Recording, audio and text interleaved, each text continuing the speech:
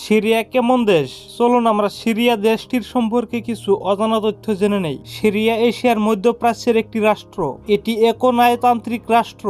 আরবি ভাষা সিরিয়ার সরকারি ভাষা। এখানকার প্রায় 4/5 লোক আরবি ভাষাতে কথা বলে। আয়তনের দিক থেকে ৭১,০৬২ বর্গ কিলোমিটার। দামেস্ক সিরিয়ার রাজধানী ও প্রধান শহর। দেশটির মোট জিডিপি $১০৭.৮ বিলিয়ন, মাথাপিছু জিডিপি $৫,১০০। বিশ্বের বসবাসযোগ্য শহরের তালিকা দেওয়া ১৪০টি দেশের মধ্যে সর্বশেষ স্থানে রয়েছে সিরিয়ার রাজধানী দামেস্ক। খ্রিস্টপূর্ব ৮০০০ সাল থেকে এই নগরীর ইতিহাস সমৃদ্ধ। সিরিয়ার মোট জনসংখ্যার শতকরা ৭৫% হল সুন্নি, শতকরা মাত্র 13% আলাবি শিয়া এবং শতকরা 10% খ্রিস্টান। অথচ ফরাসিদের শাসনামলে সেনাবাহিনী ও প্রশাসনের সংখ্যাগরিষ্ঠ অফিসার রূপে যাদের নিয়োগ দেওয়া হয় তাদের অধিকাংশই হল আলাবি শিয়া এবং পরিকল্পিতভাবে দূরে রাখা হয় সংখ্যাগরিষ্ঠ সুন্নিদের। সপ্তম ও অষ্টম শতাব্দীতে ইসলামী উম্মাহর শাসনামলে দামেস্ক রাজধানীর মর্যাদা পায়। 12 শতকে এসে সিরিয়ার মুসলিম জেনারেল সালাহ আল-দিন আল-আইয়ুবী খ্রিস্টানদের ক্রুসেডের যুদ্ধে পরাজিত করে।